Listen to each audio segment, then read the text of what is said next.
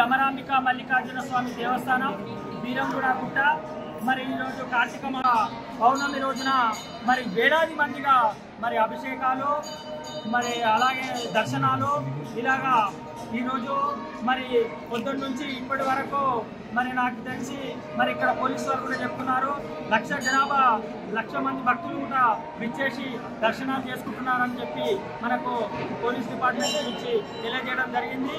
మరి ఇక్కడ ఇంత పెద్దగా భక్తులు రావడానికి మరి వారికి అన్ని విధాలుగా మేము అన్ని సౌకర్యాలు చేయడం జరిగింది.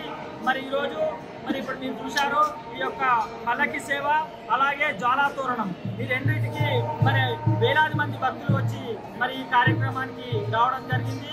వారి అందరికీ మరి ఈరోజు మేము మా యొక్క కమిటీ తరఫున మా ఈఓ గారి తరఫున ప్రతి ఒక్కరికి ఈ కార్యక్రమాన్ని పాల్గొన్నందుకు అందరికీ ధన్యవాదాలు తెలియజేస్తున్నాను.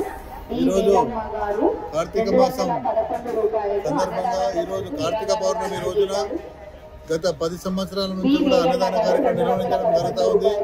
శ్రీ భ్రమరాంబ మల్లికార్జున ఆలయంలో బీరంగూడ ప్రాంగణంలో ప్రతి సంవత్సరం లాగానే ఈ సంవత్సరం కూడా అన్నదాన కార్యక్రమం నిర్వహించడం జరిగింది. ఉదయం 11 గంటలకు స్టార్ట్ చేసుకుని ఇప్పటికి కూడా రాత్రి దాదాపుగా 10 కావస్తా ఉంది. ఇప్పటికి కూడా అన్నదాన కార్యక్రమం కంటిన్యూషన్ జరుగుతూ ఉంది.